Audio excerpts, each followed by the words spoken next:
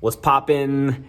Tuning in this time from Lake Atalan, Guatemala, the beautiful, lush Lake Atalan. And I just finished listening to an inspiring conversation with two men that I feel very honored to know, be associated with, and have their influence on my life. And super proud of the platform and community that we've been able to create here at Circle Up, where I feel there's an opportunity to educate and create a platform where men from every background and every age and every demographic and every psychographic can share their experience.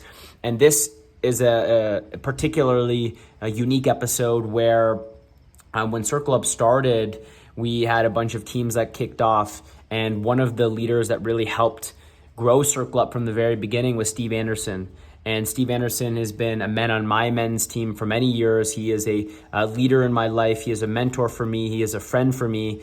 And he participated in that very first Circle Up we did, and he showed up really powerfully, and the men got huge value from his experience. He's a leader, decades of leadership. He won a Olympic gold medal as the coach for the Canadian women's beach volleyball team. And there was an opportunity where there were a few men, including Steve Anderson, who thought, how great would it be if we had a men's team for black men? And I couldn't have been more happy to support it. And the men of Circle Up couldn't have been more excited to back them and encourage them and say, hey, you guys, if creating a space where you can come together as black men to talk about your unique experience, power to you. We're going to be here to support you. And they did that. And so he came together with a bunch of other really strong men to create the first ever Black Circle Up team. They called it Black Diamond Circle Up team. And the person he does this interview with is Mr. Dotson. And Dotson is a family man. He's a business owner and just like a total powerhouse of a leader, where when you're in his presence, you know it, you feel it, you want to step up in your life, you're inspired and encouraged to do more and to be more. And so these two men came together to create a very unique episode of the Circle Up podcast, where they talked about their experience growing the Black Diamond Circle Up team, what it's like to be a black man in America and in Canada, in business, in competitive sports, and in culture in general. So I am honored and privileged to be able to share their voice, their message, and their leadership with you on this episode of the Circle Up podcast. Please enjoy this conversation with the leaders of the Black Diamond Circle Up team, Dotson and Anderson. So Anderson, you're in beautiful Blue Mountain right now. Yes, sir. With your family. After having, sold your house for top dollar and a major transition, right? A lot of people probably wish they were in your shoes, being able to even sell a home, having a home for one. Blessed, my brother, blessed. And then being able to sell one. And I'm down here in Niagara Falls. My wife and I, we bought a trailer about a month and a half ago or 2 months ago or something like that. And she's kind of gotten infatuated with this idea of tiny houses over like the last year and a half. Nice. You're gonna be downsizing, man. I try to help her like make sense. Like, hey, babe, this is not a real reality for us, but now we get the opportunity to test it. Right. So I'm in the car right now, speaking to you, because everybody's in the house, the trailer, like barely asleep, Yeah, I hear you. So here I am, man, out here doing some work at the same time. So after the next call that I have, I'm launching our company next week, or our app next week, Wednesday. And so I have a lot of stuff to get done today, but wanted to have this call with you early this morning, obviously to support Andrews and what he's doing with Circle Up, because we're part of that as well. We're together on a team called the Black Diamond Circle. The men that we're with, they're all out of the United States. They're all black men. And one thing I can definitely say about this group is that I knew, doing this work that we're doing with Sterling helped me to understand that I needed men, right? But I did not know how much I needed men, Black men, being a Black man. And so Yeah, for that's real. me, this group has been instrumental in helping me to continue to be okay. And I use the word continue intentionally, but continue to be okay with my Blackness. And the reason why I say continue is because being in a world, especially the corporate world, where a lot of my identity or our identity as men is really kind of tied up in what we do and how successful are we at what we do. It's tied up in at work, and typically the jobs that we get when you look at the corporate leadership is typically white men in power. And I'm not saying I'm not saying that that's wrong, but what I want to point out is that when you have people who are in power or who make decisions who don't look like you, they make decisions from their lens, from their upbringing, from their thought process. And naturally, in groups, just like in high school, there are different groups and cliques that start to form based off of, preferences and lifestyle and et cetera. And I found that, being in this space has meant that I have the opportunity to not choose to be Black. I have to, or I feel like I have to choose to behave or talk a certain way. Amongst Black people, we call it code switching, right? Yeah, where I have to code switch to fit in. I have to use, my diction or the way I say words have to be, instead of slurring it because I'm from the South, instead of drawing it out, I may have to enunciate. You I may gotta have to enunciate. a little bit more, Right. And but again, just being a part of this Black circle, seeing that other men are in the same position in some ways that I am, has been comforting and encouraging, and has continued to elevate me and say, hey, you know what, man, continue to choose your Blackness, continue to choose your dreads, continue to choose, how you speak, continue to choose, your earring when you wear your earring, continue to choose your swag, because the reality is that culturally, when you look out, when you look at the music, when you look at the commercials, when you look at the movies, it all adopts from us. It's almost like it's taking us and it's putting you on display, and people are profiting from us. Right. And it's like the people that are profiting are the men who I just discussed, right? The white men who are at the top, who are running these companies and things like that. But then in some ways, it's like, we'll profit off your Blackness, but when it comes to your Blackness, we're not going to accept it at the core. Right. And my sister says something like this. She's like, everybody wants to be Black until it's time to be Black. And then it's real.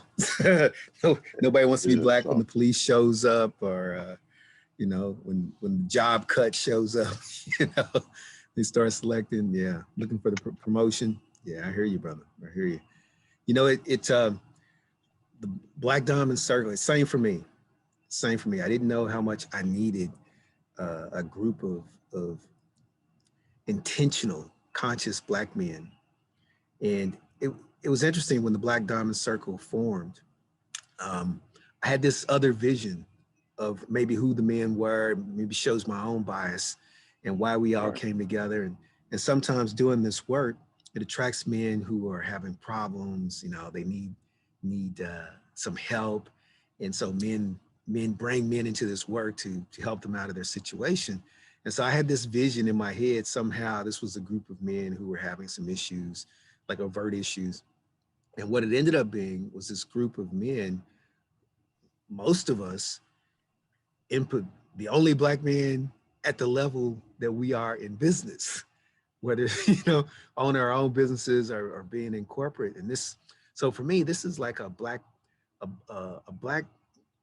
this is business. This is about Black men in business in North America specifically.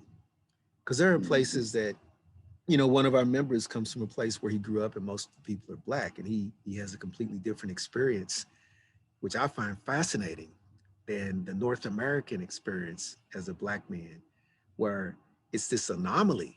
Like we show up at this level of, you know, this executive level, this level of leadership, and you look around and you don't see any other Black men or Black women. It's just, it's you.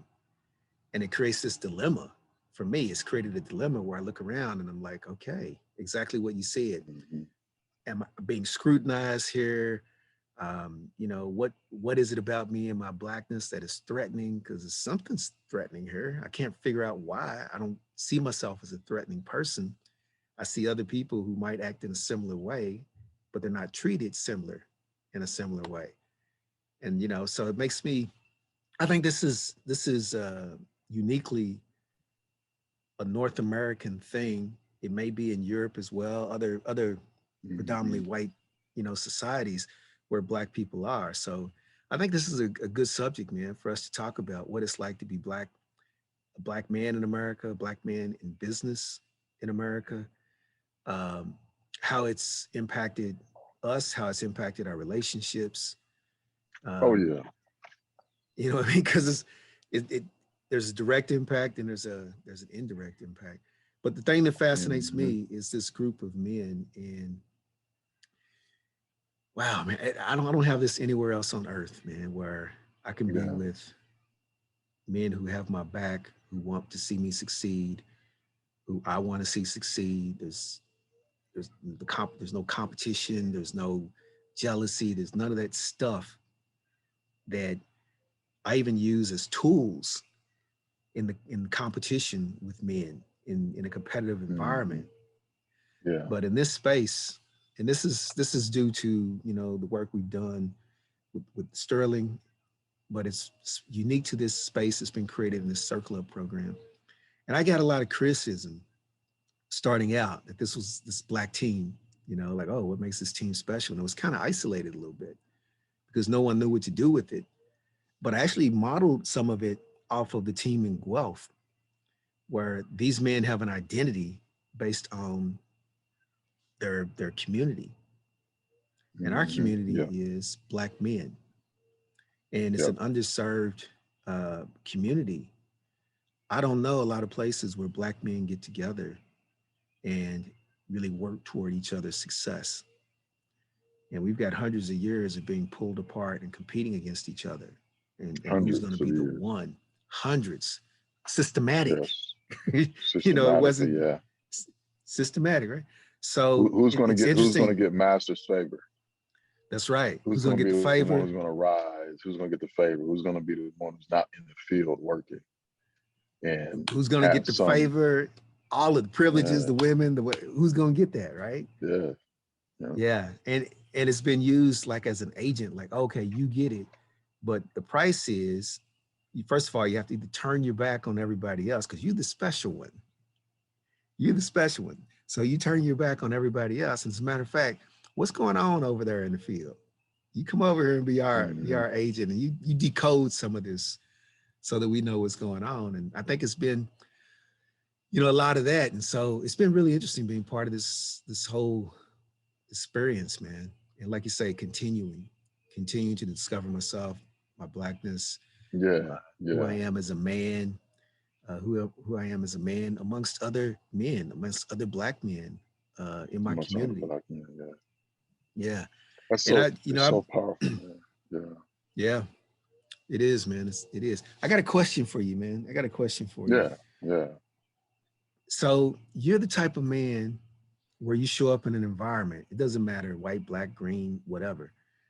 You're the type of man where you show up in an environment and men give you respect. The environment's enhanced by you.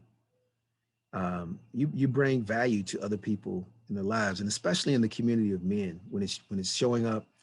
And I'll just speak for myself. There's an air of masculinity that's empowered, not egotistical. There's a standard that you bring to the environment that helps to raise the standard of every man that you're in the company of. And I know this wasn't always the way for you. Now, I didn't Mm-hmm. know you before then, but I've heard you talk about it. I've Yeah. heard other men talk about it. but this is how I experienced you. And I experienced you from day one, and it's how I experience you every day I'm in your company, even just before we started recording here. So your personal journey, man. Do you know this about yourself? Is it conscious? You get feedback from men, so I know there's some sort of awareness. Yeah. But do you know this, and how did you build this for yourself so that you show up a leader amongst leaders? Well, first of all, the way that you see me, I really appreciate you even saying what you said. It makes me feel good, and it blesses me, and it honors me. And so, thank you for that. I think it's something to say when who you think, who you are, who you believe that you're projecting, or who you believe that you are, that other people would say the same thing about you. And sometimes that's not the case. But to be able to think that, hey, this is who I am based off the things that you're saying, because that's who I believe I am, that's who I believe myself to be, till you said it is a blessing. But I think it started when I was 8 years old, and I grew up in the inner city, Flint, Michigan, the city with the water crisis. No one actually talks about Flint today, but it's still going through a water crisis. And I have a lot of family there, though I live in Canada. And I can remember growing up in a home with two parents who were at the time addicted to drugs, and it was a part of everyday life. Like I can remember growing up seeing my mom high, seeing my dad high, and I never seen them actually do the drugs, but I could remember them, being in space somewhere. But I had my grandmother, my dad's grandmother. I mean, my dad's mother, who I love dearly. She's passed on now, but was a tremendous inspiration in my life, in the sense that my grandmother, who if she was alive today would be in her 80s, her early 80s, no, mid 80s. In her time, one of 10 children, the second to last child, was put through university by her older siblings. She got a degree.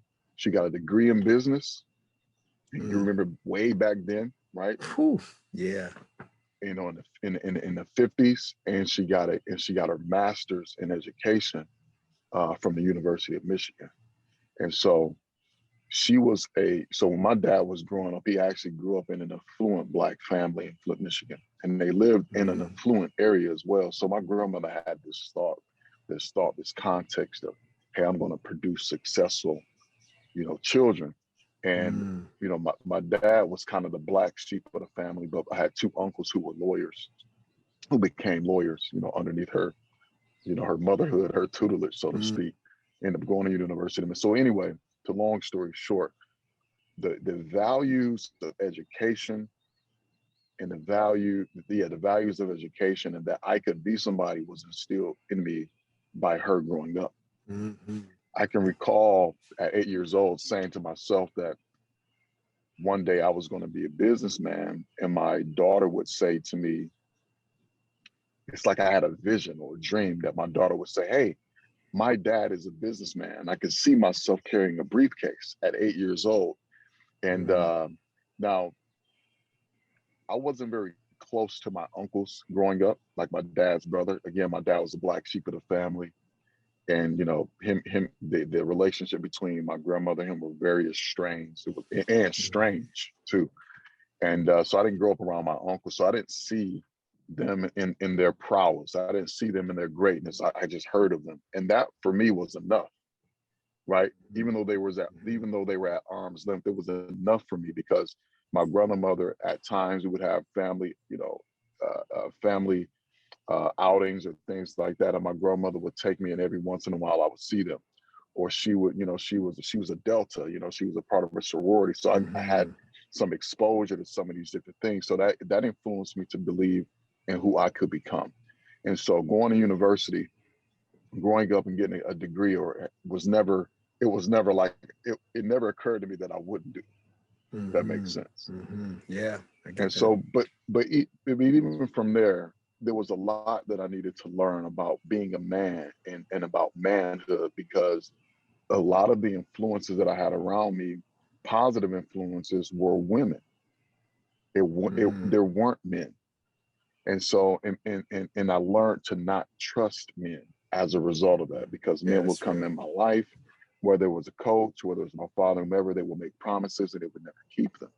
So I learned to not trust men, but I did trust women. But there was something else about me. The things that I picked up from men was the sexuality of, was sexuality and how to be a man in front of women, or how to, to pursue women or get women and do whatever I want to do. So you can see there's kind of a bit of a confusion because I'm searching for identity as I'm growing. Yep. And so and what happened to me, man, is doing this work, reading books, creating a different associations with people like yourself, and through reading books, I came to the conclusion that I felt like the call on my life, and I still feel like the call on my life is to lead leaders. Mm-hmm. And there's something that John Maxwell says. You probably know who he is, one of the foremost leaders in the world, probably the foremost leader in the world on the topic of leadership. He talks about the type of person you need to be in order to lead leaders. And one of the things he says is you need to be, you gotta do a great job of leading yourself first. He's like, if you want to be a great leader first, the first thing you need to master is leading yourself well first. And then he starts to go on and talk about how other leaders respect leaders who have great success and things like that. So what I'm trying to do at this moment in my life, and will continue to try to do by the grace of God, is live into what I believe is a great leader that leads leaders. And the reason why that's important to me is because I feel like that's akin to my identity. Like my calling is to lead men, is to lead women who are leaders. And there's a certain way I have to show up to do that. There's a certain way, a certain way that I have to show up. There's a certain way that people need to look at me. And the question I have to ask myself is, who I'm portraying myself to be, is that who I really am? Or am I being fake? Yeah. And so the reason why I said it is because I always, for me, I'm always looking in the mirror to say, hey, who you say you are you really that guy? Or are you kind of making this thing up? Yeah. So I know that this is who I am because there's a burning desire deep inside my soul to make the world better. And the way that I see to make the world better is to lead those people who have control in the world, who have influence in the world, who have influence over people. And so that's part of me just using this work to try to practice and to try to become better and to hold myself to a high standard. Because one thing that John says in his books, he repeats it over and over in his books, is he says that no matter whether it's a Boy Scouts club, no matter it's a church, no matter it's a company, said every organization rises and falls on leadership. Every one of them. Yep. Every one of them, it rises, family, or falls on leadership. Even the family, and that's important. You know how important that is to me, right? Even the family, it rises and falls on leadership. And I want to be, when I leave this earth, I want to be able to, in eternity, I want to be able to look back on my time in the earth and be able to share conversation with people that I was in this generation with, and we could talk about, when it's my turn to talk about me, we could talk about the impact, that I had on people's lives and how it helped change their lives, and then the domino effect from there. So it's part of my identity, Anderson. And no, I wasn't always that way, but as I continue to grow and become across men like you, and look at society, being a married man with 3 children, and saying, hey man, look, if I want to make a difference, a real difference, a notable difference, a worthy difference in the world, well, this is how I have to be. And so my identity is continuing to continuing to grow, and it's continuing to expand. So it's great to just see, like I said before, that what I'm working on, who I'm working on to continue to become more of, is actually showing up in the work that we do. Yeah. Yeah, I appreciate that, brother. I appreciate you and how you show up, and enhances my life. I got the John Maxwell Leadership Bible. So did you? Oh man. Oh yeah. Thank you. Put me on to it. I already am, man.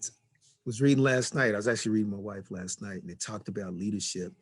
and how, especially as Christians, we've confused uh,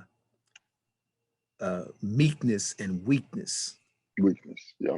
You know, so we recognize our weaknesses so we can grow, but it's turned into this meekness, like we're supposed to be sheepish, which is totally false. We're supposed to be leaders in our own Leaders, life, right.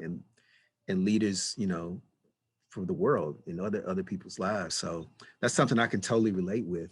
And it's interesting because especially as Black men, I think, and I'm going through this in my personal life, where to be accepted, to be allowed in this area, you know, because of the Yeah. threat of Black men, the threat My of there's God. some sort of threat that goes on It's no when threat. I know, but it's like, what's going dude, it's on, bro? no threat. It's so Like threat. what you It's think crazy. is no threat from us at all. It's crazy. Anyway, It's I'm like sorry. this. It's just, It's like this expectation that somehow be meek.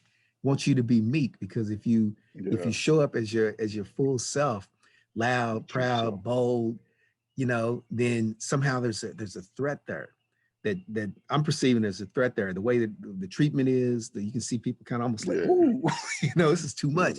But that's too much. Right.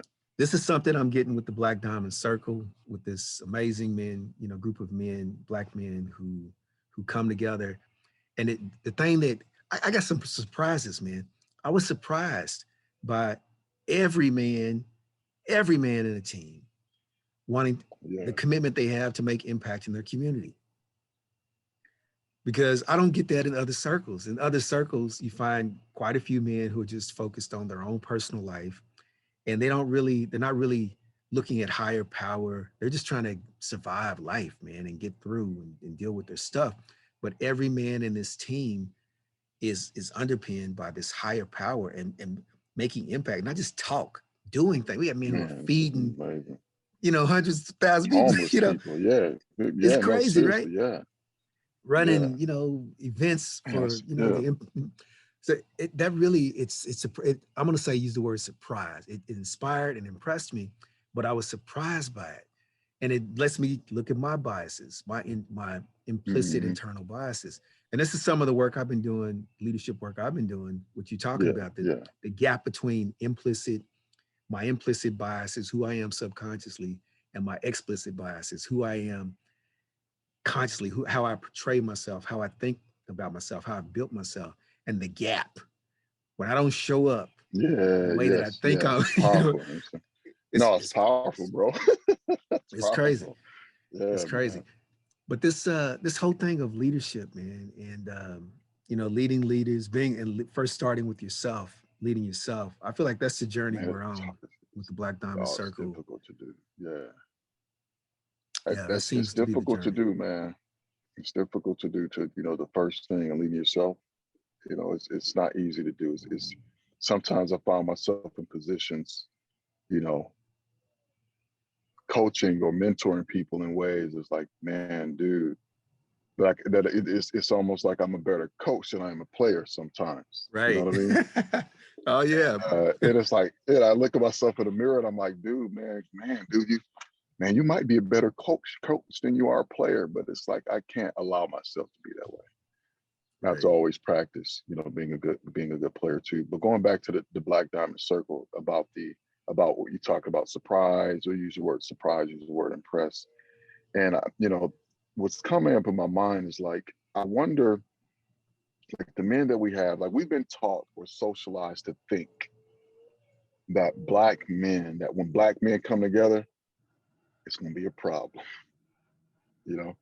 So, Yeah. Okay. Yep. riots, Yeah. looting, Yep. Yep. Yep. violence, Gang. it's going to be a Whatever. Yeah. problem. Gang, like it's going to be a problem. So Yep. we've been conditioned to think that through movies, Mm. through reality shows, through news, through media, News. Yep. everything. Like we've been conditioned to do that. Okay, so that's one thing. And then the other thing is, we've been, and so that creates the other thing is like it creates a fear just for me and you to get Mm. together. Like, wait a minute, what's this Black man up to? Right. Or he can't. Yeah. he can't be Yeah. he can't be doing that much in his life, and then if he is doing something in his life, then he's a sellout. You know what I mean? So Yep, it's like yep, yep, all these different things that we've yep. been It's the taught intern about these. biases. That yeah, Yeah, yeah, no, yeah, yeah, right. yeah, And then yeah. we get a part of this group, and it's like it's the complete opposite. It's young men, not these men. I think the median age between all of us is probably like 30 years old, maybe, right, or 40 Probably, yeah. years old, right? Um, these are young men, who are going out in their community, impacting their community, and then wherever their places of work, wherever they work, making a difference in where they work, and then that they in their spirit, man, just the other thing is as well. We talk about how black people don't want to help each other. They tear each other down. Black Mm, men, like, man, this is hmm. not my experience with these black men. Right. That's And right. and I say all that to say because that's how I thought. And then I That's asked right. myself, where the hell did you get those thoughts from? Why do you believe that? Why do you believe that about your own black people? Why do I believe that? Is there some truth to that? Or was it made up to make you think to create further division amongst you? And I feel like both of those ideas can be true, man. But I'm at a place where now, having had this experience or continuing to have this experience, it's like, dude, man, we could do so much more together That's if right. we allow ourselves to be who we really are. That's Like, right. why do these men give back the way that they are? Because there's something in us that know that when we lay hold, and I use that word intentionally, when we lay hold to our blackness and we lay hold to who we are, we lay hold to our history. We don't reject it. We appreciate it. We lay Yeah. hold to, the experiences that our forefathers and our immediate Mm. forefathers have gone through. How can you not give back to your own people? Yeah, that's real. That's real. How can you not That's real. seek Yeah. to become how can you not? Because Mm. you know how difficult it is growing up like I grew up in the inner city or in the South, like you grew up, and you Yeah. know how difficult it is to be able to, to get the right textbooks, to get the, I mean, when I say the right Yeah, textbook, oh, I mean man. like to get enough Yeah, of we them. had to share Or textbooks, man. you know what I'm saying? In Like, no, school, seriously, wasn't man. one Seriously. between two or three. Wasn't Yeah, enough no, textbooks no, for every student, exactly right. Like, you Be know what it's crazy. like to have to work very diligently to get the scraps and to Hmm. get the scraps, right? And then The it's like, old man, textbooks and from you the look other back, you schools. say, Yeah. yeah, right? Yeah. You look back, you're like, man, my brother's struggling, is going through the same thing, or my Mm. sister or my brethren, so to speak. If I got something here in this earth that's good and I can give it to, someone else, period. But, a black brother or black sister to help them, man, to help, expand their journey and their experience of life, I want to do that. That's why it's so important to me to keep my blackness, is because when I go amongst my own group, I don't want them to look at me and be like, so, I don't want to use the word, but look at Yeah. this, this Yeah. guy, this Uncle Yeah. Tom over here, talking Yeah. all this stuff. This Yeah. dude ain't about the community. Yeah. He ain't real, you know what I'm saying? But and that's what Yeah. we need, man. So, but Anderson, what I want to let me see what time it is really quick. It's But what 8:33, man. yeah, what I want to do, question I have you, man, I have for Yeah. you, because Yeah. I feel like people need to notice about you, because we don't have a lot of these type of men or even women, um, you know, across the world, at least in North America, in a sport that you dominated, right? So you are a gold medalist volleyball champion or Olympic champion, Right, which is coach. freaking Yes. incredible. And coach, yeah, and Yeah. coach, sorry, a Coach. champion coach. Olympic gold medal And coach. Yeah. yeah, that the fact that you're a gold medalist, right? A coach who's a gold medalist, who's black, and you did it Mm. in volleyball is freaking astounding, right? And so I know people are going to be watching this podcast or listening to this podcast. Could you tell them, man, like what changed, what clicked in your mind? I want to even get you into volleyball. And then the second thing, like what clicked in your mind? Because I think you made a couple of Olympic appearances. What clicked in your mind to get you across that bridge to say, hey, you know what? We can become great. We can do this. Matter of fact, not even we, because it was a team, but I can do it as a Black man. Like, Yeah. what got you there, man? Man, similar journey. You know, I grew up in Louisville, Kentucky. My dad was killed when I was 9, and I had amazing mentors, men, uh, Black men, some of them white men, had amazing mentors. But the Black women in my life, my mother, how she picked it up, the leadership in our family, who she was as a person, was just incredible. I didn't know much about my mother, man. She's pretty secretive about it. I found out, Mm-hmm. she passed away about 3 years ago, and I found out she moved to New York when she was 16 years old. So this is in like 1952. What's a Yeah, 16-year-old Black woman, doing in New York. Black girl, you know, in 52? Yeah, What's she doing to survive? 1952. And man, I can't even imagine what my mother's life was like and what she had to. Her father was killed, and I didn't even Wow. know who her father was because I knew another man who is my grandfather, but he was dead by the time I was born too. So there was this void of men, especially Black men, in my life for a long time, Yeah. and I had mentors, but I had this. It helped me and it hurt me. I had this void of the Black man who I identified as my father because he was dead, Yeah. when I was 9. And so I had this void to fill. So I had to do something. In my mind at that time, it was coming from scarcity. I had to do something to be respected, to belong, to be valued. And so it pushed me into excellence. It pushed me into achievement. And at the same time, I had this story that you don't know how to be a man. Your dad wasn't here to teach you. So as I would push for success, I would sabotage it Mm. because you can achieve things. I can achieve things, but maintaining it is an internal thing. Yes, that's good. That's that we could talk about that all day, but continue. That Yeah. was, man, it took me to Wow. 27. I had a friend named Sutup who was a Sikh who did some breathing with me and released this memory. And I had to deal with this at 27. Up until then, there was this yo-yo of back and forth. And I moved to Mhm. LA. I had 2 female cousins get me into volleyball. That's how I got into volleyball. I thought it was a girl's sport. I grew up in Kentucky. Man, volleyball's a girl's sport. I ain't playing no volleyball, basketball, football, baseball, volleyball. That's it. That's about it. Playing this girl's sport. I was 14. Hey, that's it. And Yeah. so I go to the park.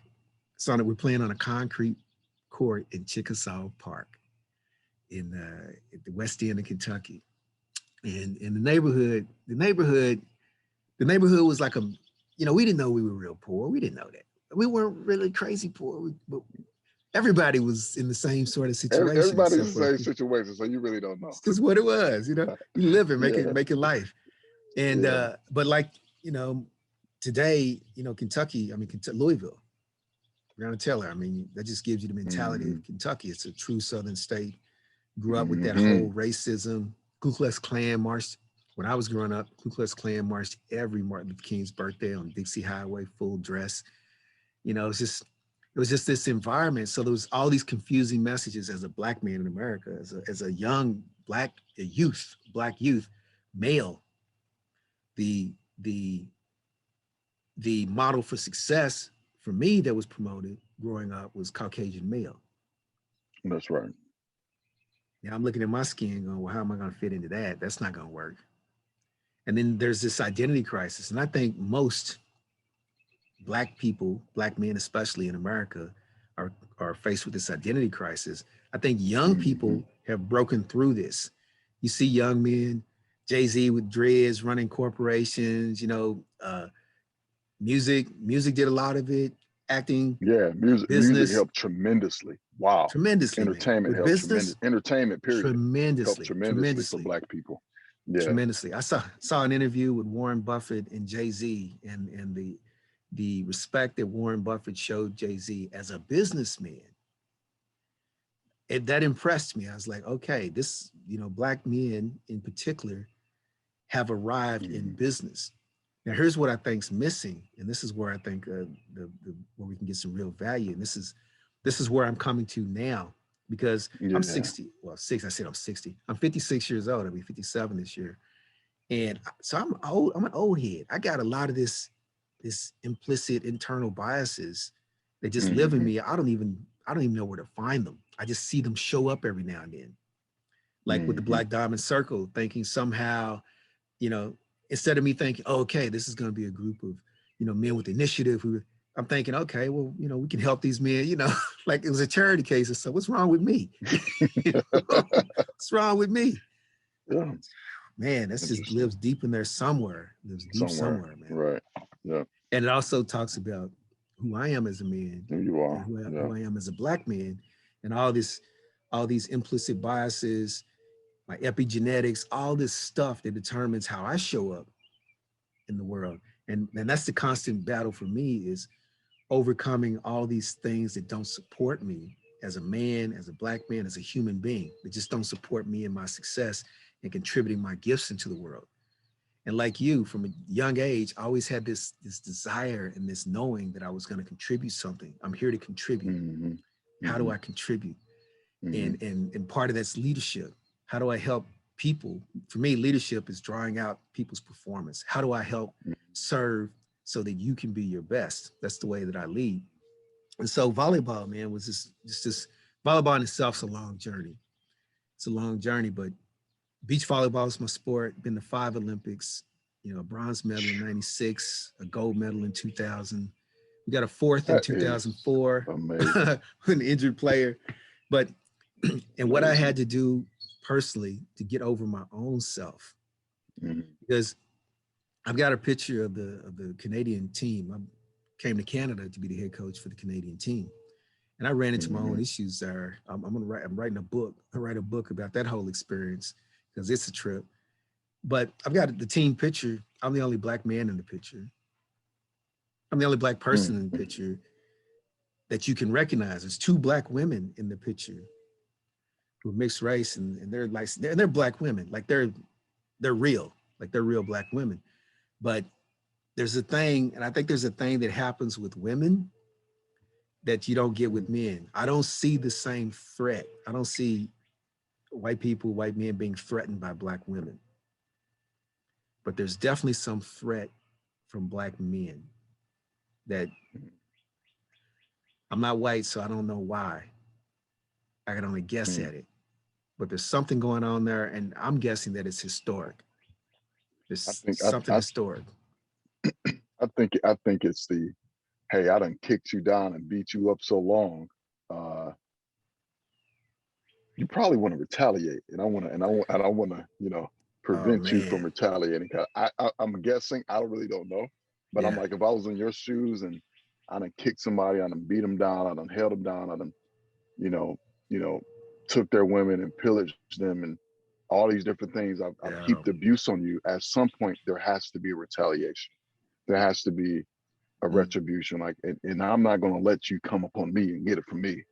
Now, I'm saying that could not be true at all. That's real. I don't know. But it's something that's like, justice has to be served in their mind. And we're like, dude, we're not like, listen, all we want to do as Black people do is have the, no, we're not at all. It's like, we just want to live and be respected and enjoy our life. But let me stop.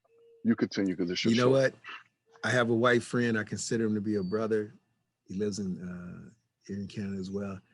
Told me exactly that same thing. Called me up. Hey, man, I'm a racist. You're what? I'm a racist. And told me the exact same thing. Walking down the street in his hometown, sees a group of Black men, must have been like 4 of them, and got afraid. Which for this man to say that, it's unusual to me, because he's been in dangerous places with lots of people of color. Like inviting and he's your friend. And he's my friend. And here's that whole thing with white fragility, white guilt that white people don't talk about. I would love for white people, because here's the thing, it's not up to Black people to cure white supremacy. That's right. My wife says it all the time. It's not a Black problem. White supremacy is not a Black problem. It's a white problem. White people got to get together and figure out how to get over the damage that's done to them through this concept of supremacy. Thank you for saying that, because the damage that's done to them. Like, think about what messages were sent to him growing up as a child to make him believe that seeing a group of Black men together, there's something bad's about to happen. Yeah. That It's was crazy. communicated to him somehow, right? Yeah. And Anyway, bombarded through media and everything. Now here's how he media, called himself. Media, yep, everything, right? Family, everything, man. you know. So here's how he called himself. He hurt himself. And because he's a conscious person and he's actually in this work, he hurt himself. And what does he do? Instead of crossing the street and buying into that, because he had the same conversation you had to himself. Oh, we've wreaked so much havoc on these people. They must want retribution. And I'm going to be that victim today. I'm going to be the focus of all that. That was his It conversation with makes it. himself. It's a fair. It's a fair thought. Like it's a A fair real fair thought. thought. Like I would It's a real fair think thought. the same thing. It's a fair Like, I thought, right? get it, man. Yeah. So what does he do? He walks up and he tells them his inner thoughts. He This walks up. dude got balls of steel. Man, he's been in favelas in Brazil. He's been in South Africa and shanty towns and stuff, Right. invited. So that's why his implicit bias showing up like that surprised him. He surprised himself. And he just happened to be conscious enough to confront it. So he walks up and he has a conversation. Wow. He's like, look, this is what's going on for me. I saw you, and I thought this because, hey, if I were in your shoes, I'd want to be. Now they're laughing and, they're like, man, we don't think about that. That's your, that's your thoughts. And then he went on about his day, but he calls me up immediately and goes, wow, man, I'm a racist. I just caught myself. And who cannot be a racist? My belief is anybody who grows up in North America has to be racist, whether it's black, white, Asian, Muslim, whatever it is. It's hard not to be a racist. It's hard not to be sexist if you're a man growing up in North America. We're bombarded with it. With this whole concept of there's only one winner, the strongest survive. I mean, like historically, there's this whole thing about how someone has to be supreme and someone has to serve. And then below the serving, there has to be an oppressed, because the people who are serving have to be better than somebody. The poor white people got to be better than the black people, So it's like, and race is just one version of supremacy: economic, gender, sexual preference, age, weight. There's so many things that education, people use so many different ways to say, I'm superior to you. I'm superior to you. Isn't that amazing? It's amazing. Most of our systems are based off of supremacy because in the time these systems were built, from all the way back to royal and land ownership, the rule of the land was supremacy. Everybody serves this ruling class. So it's no accident that our education, religion, financial, all these, class, is no accident that all these systems are based off of, they're supremacist systems. Well, what else could they be? At the time, supremacy was the rule of the land. So growing up in beach volleyball is a white affluent sport. Who could play volleyball back in the day except for people who had the money and the time and had access to the beaches? And so it didn't welcome me. I didn't get a friendly welcome into beach volleyball initially. I bet you didn't. Yeah. Yeah. But on the second go, I did. And it was really interesting. But what got me into it were, again, Black women, my cousins, Janelle and Renee. My cousin Kevin was playing, and he was a pro basketball player. He played professional in Europe and had a bunch of his pro 6'11", the Bunton brothers, 7 foot, 6'11", playing volleyball on this concrete court, hitting the ball with their fists. And I'm like, this is not a girl sport.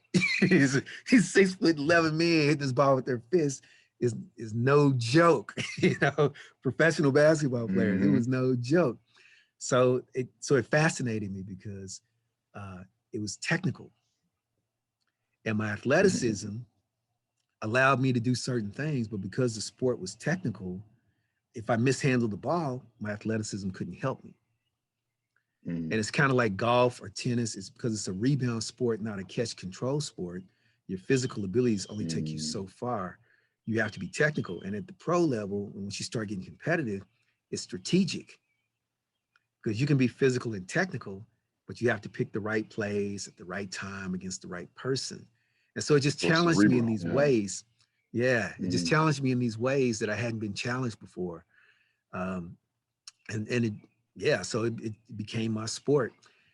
I didn't imagine I could be, you know, an Olympic coach, but because the examples of my cousin playing pro ball, what I had imagined of my father, who was a community leader, the leadership that my mother showed in our family, like you, I had these influences that said I can lead. And the same time, we're in this neighborhood where, you know, the neighborhood is changed and shifted.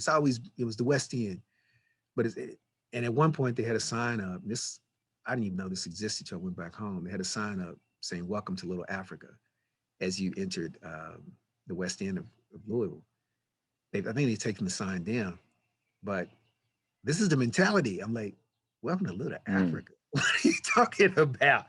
What in the and so It's interesting it's because it's like, listen, I'm African American. I don't, my culture was stripped from me. I don't even know what the hell it means to be African. That's not like it's crazy, saying man. welcome to Little Italy or Little Greece, where people come from Greece and they still have their culture, you know? It was crazy. Anyway, continue. It's interesting. I, you know, I grew up a Southern man, and I have a lot of Southern. Uh, I have a love for the South and the characteristics of the Southern gentleman.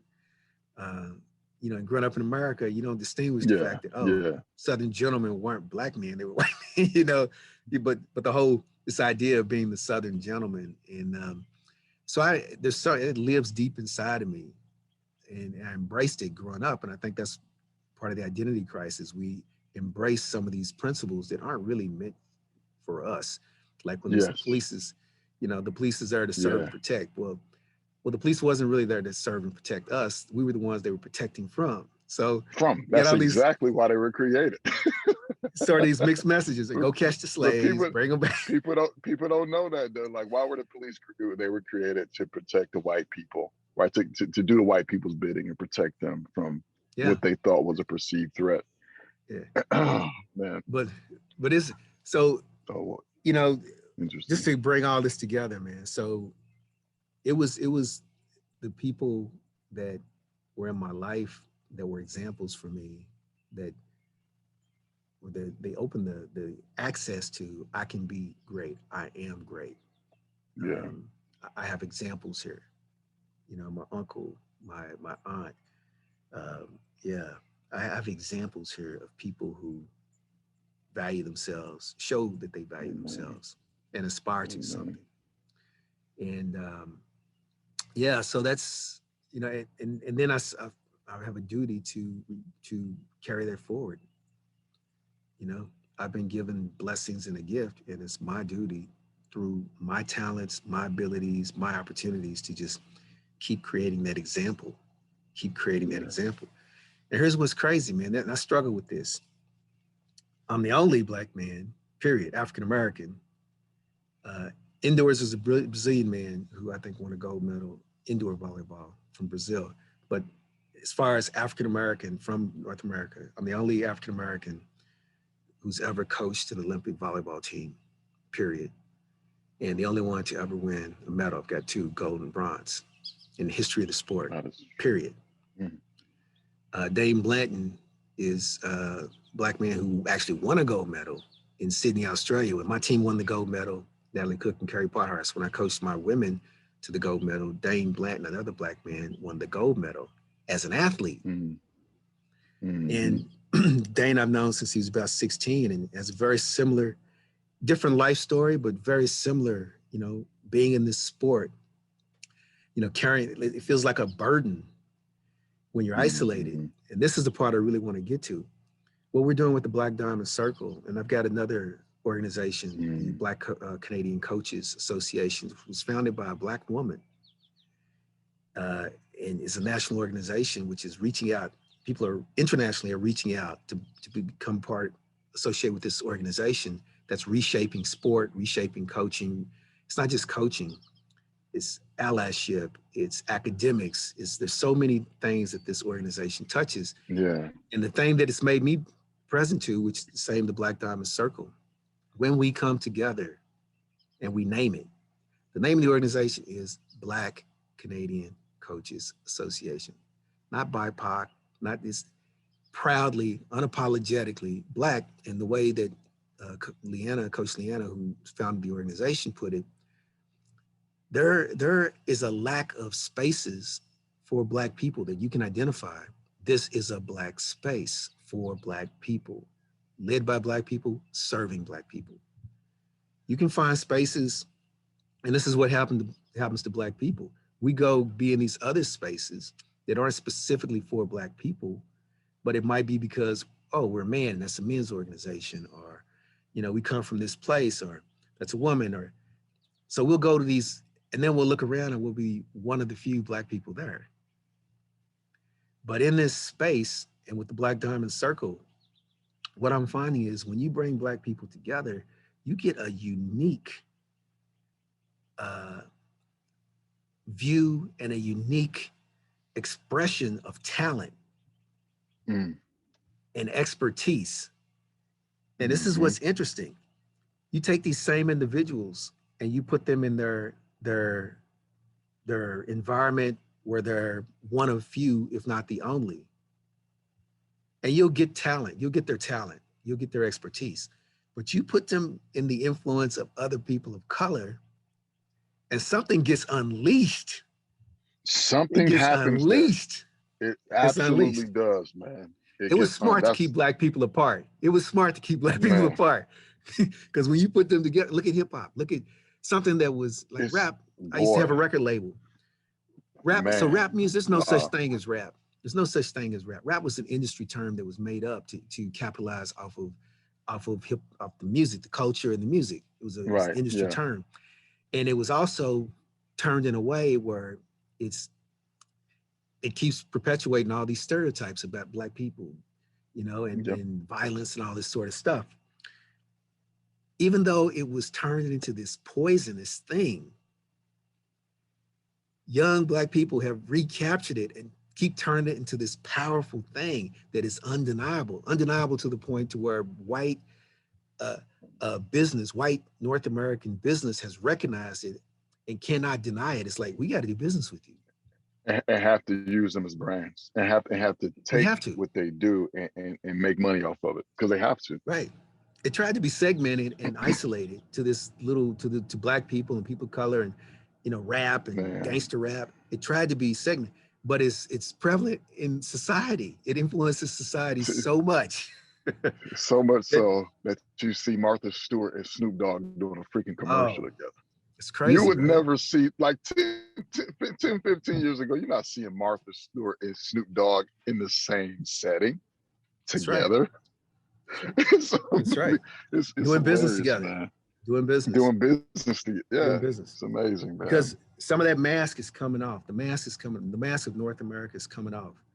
Because, people don't want to admit it, but North America, it was built on the back of slaves, and whether a lot poor people, whether they were white, Chinese, Irish, whatever, it was built off the back of immigrants, slaves, and immigrants, and for the benefit of a few. Now,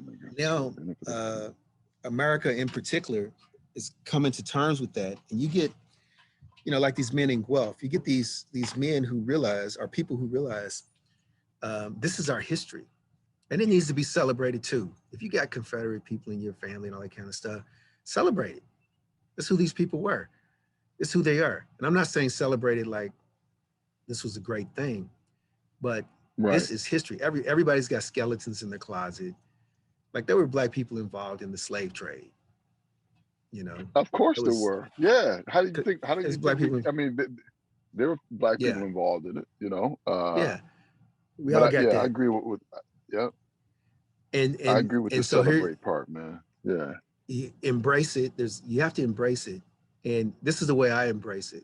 Being a Black man born and raised in North America, my history, including my great grandfather, who was white, who I didn't even know. We don't know anybody in their family who, whether consensual or not, had a child with my great grandmother who was Black. Whether it was consensual or not, that's part of me. And I can either use it to hate myself, being part slave and part slave owner, because that's what most Black people in North America are, part slave and slave owner. We're both.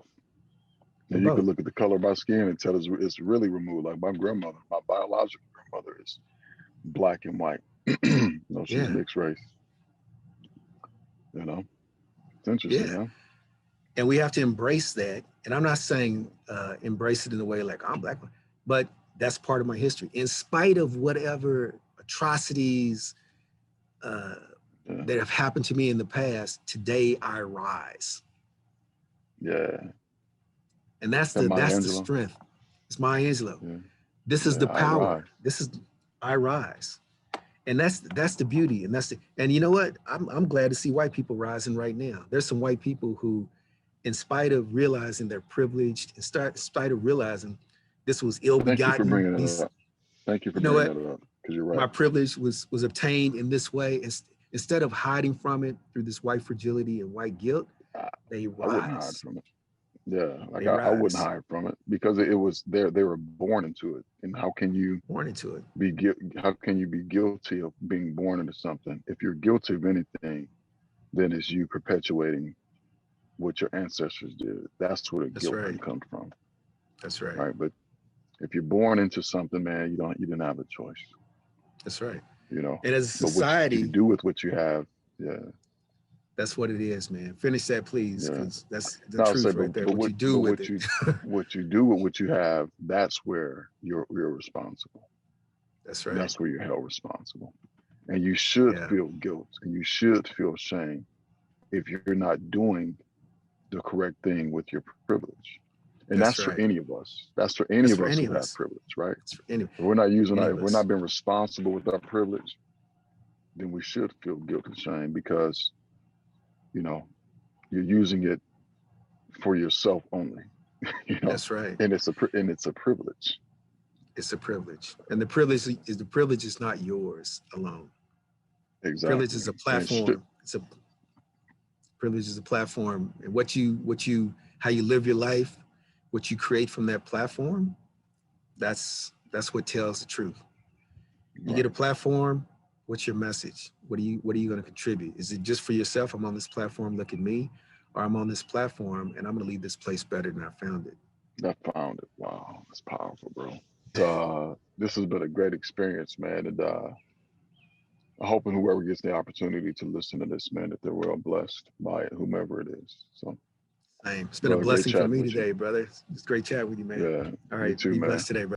Thank you for tuning into another episode of the Circle Up podcast.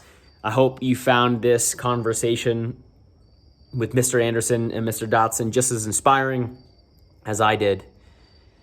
If you like the show, if you're inspired by the show, if you feel like there is a man in your life who could benefit from this conversation, white or black, any age, any demographic, any psychographic, please share it with them. For myself personally, listening to the conversation, not only did I take away a lot about leadership, but I also took a lot away about understanding that I don't need to have any guilt for history or ancestors, but instead I can root myself into the present moment and ask myself, what is it that I can do to be able to come together and remember the interconnectedness of everybody and everything? And instead of creating division, create community. Instead of creating separation, create connection.